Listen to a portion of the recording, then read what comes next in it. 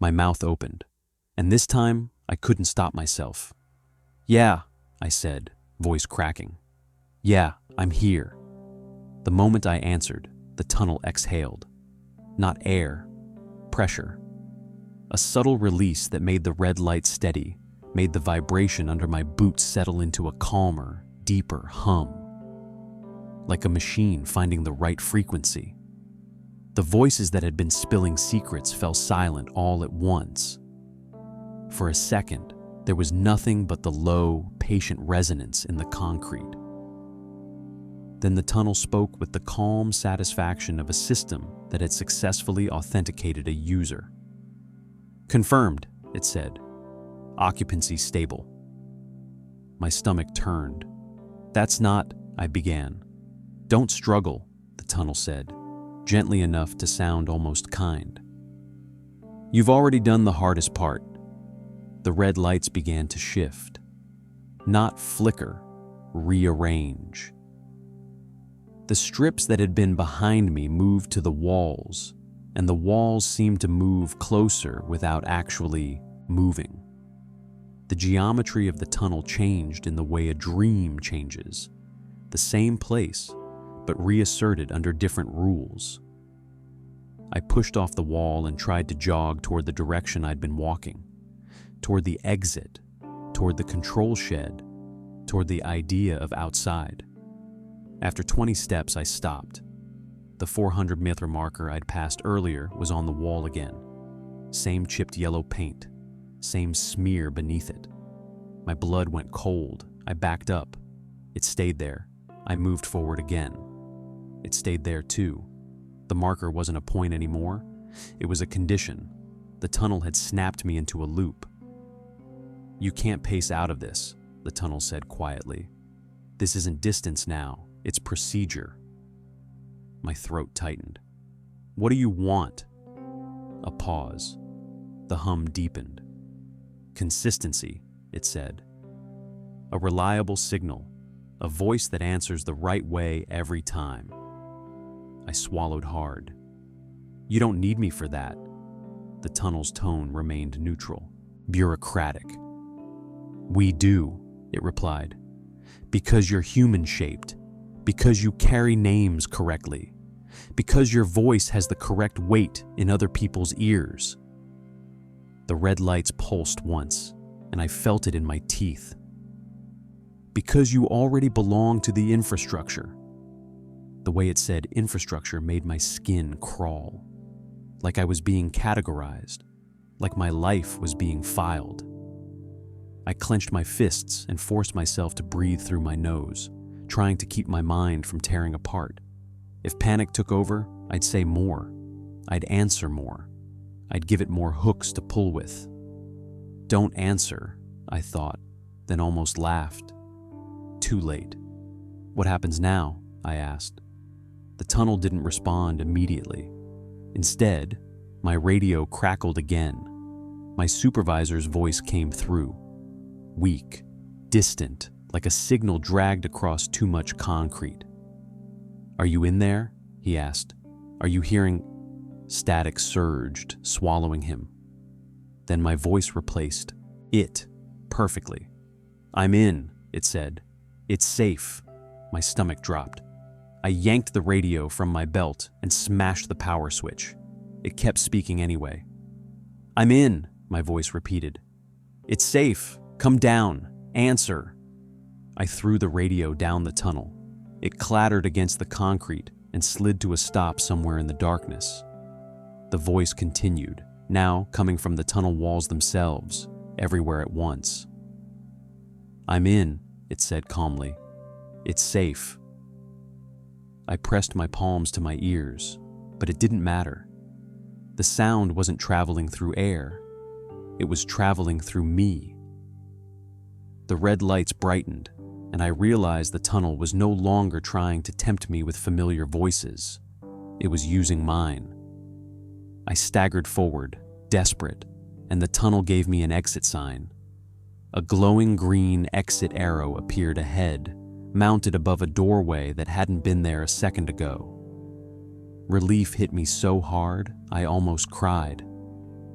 Then the tunnel spoke, gently. "That's for you," it said. "Go ahead, leave." I stared at the sign, heart pounding. The doorway beneath it was a rectangle of deeper darkness, like a cutout.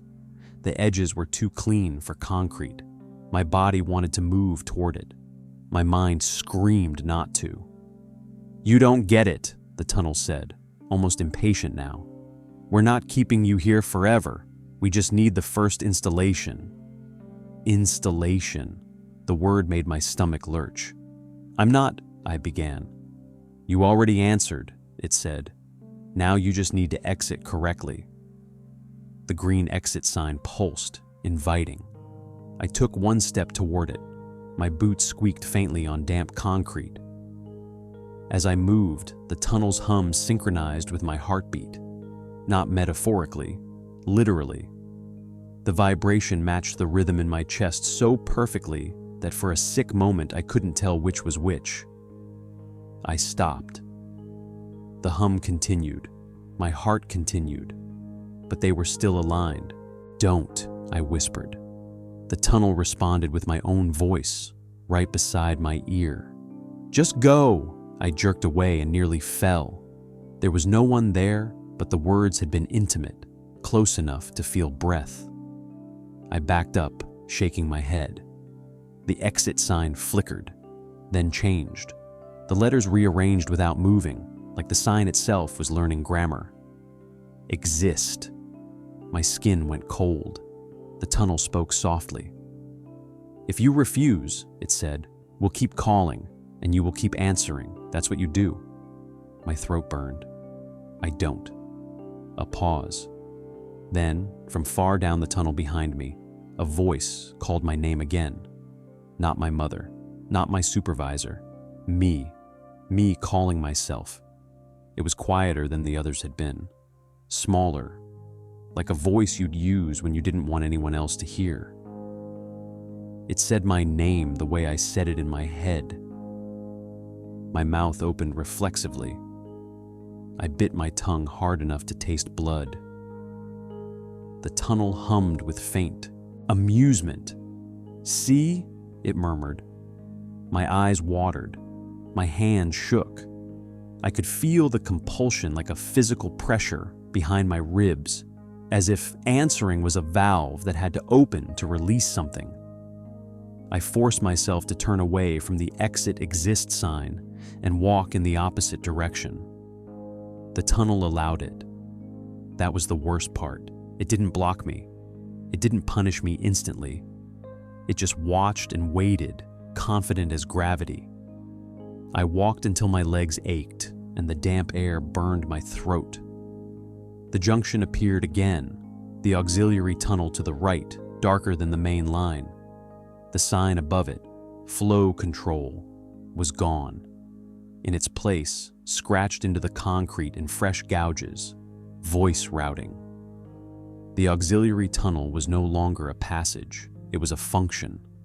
My radio, wherever it had slid, crackled again, faint in the distance. My voice spoke through the static, calm as an automated message. "Step closer," it said. "We can hear you." Stumbled backward, heart hammering.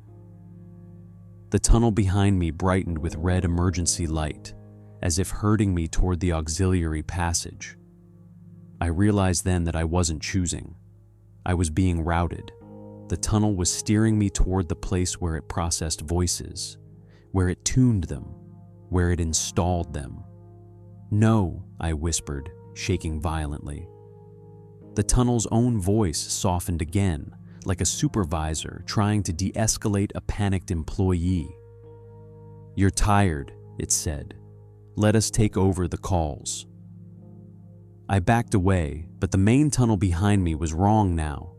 Longer, darker, subtly angled in a way that made my balance feel off. My torch beam, which had been steady earlier, began to fade at the edges, as if the light was being absorbed before it could reach. The tunnel was narrowing my options until only one remained. Voice routing. I stood trembling at the mouth of the auxiliary passage, staring into it. The air inside was colder than the main tunnel, and the dripping water sounded different, more rhythmic, like a metronome. Tap, tap, tap, not fingers, drops. But it matched the earlier rhythm too well. My stomach churned. Then, from inside the auxiliary tunnel, my name was spoken again. Not from ahead, not from behind, from within the concrete itself, everywhere. The voice wasn't trying to lure me now. It was issuing a request, a job order. Answer, it said. My throat tightened. Tears ran down my cheeks, hot against the cold. I shook my head hard. No. The tunnel pulsed red, and then, without my consent, my own mouth moved. Yes, I said. The word tore out of me like something ripped free. I clapped my hands over my mouth, horrified. But my voice continued anyway, as if it had been given a script. Yes, it repeated. Yes, yes, yes. Each repetition was calmer, more even, less like me. The tunnel's hum deepened, satisfied. Good, it said. Signal acquired. The red light shifted again. This time, they didn't just illuminate the walls. They traced lines along them, revealing cables I hadn't seen before. Thin conduits embedded in the concrete, running toward the auxiliary tunnel like veins toward a heart. The tunnel was wired for this. It wasn't haunted. It was built, repurposed, or improved. I backed away, but my legs felt heavier, like the air itself had thickened. My throat burned, my jaw ached from fighting. The tunnel spoke, almost proud. You don't have to think anymore, it said. We'll do the speaking. The auxiliary tunnel ahead brightened with a faint green glow, not from lights, but from signage. Small embedded indicators like server status LEDs. Voice node active. I stared, panting, mind reeling. This was a system, a network, not a monster hiding under the city, but something threaded through it, feeding on rules and compliance, on the simple human reflex to answer when called. My phone buzzed in my pocket. No signal down here. It buzzed anyway. I yanked it out with shaking hands. On the screen, a single incoming call displayed unknown. Below it, the call ID wasn't a number. It was my name. I stared at it, frozen. The tunnel's voice whispered, intimate and patient. Pick up, it said. My thumb hovered.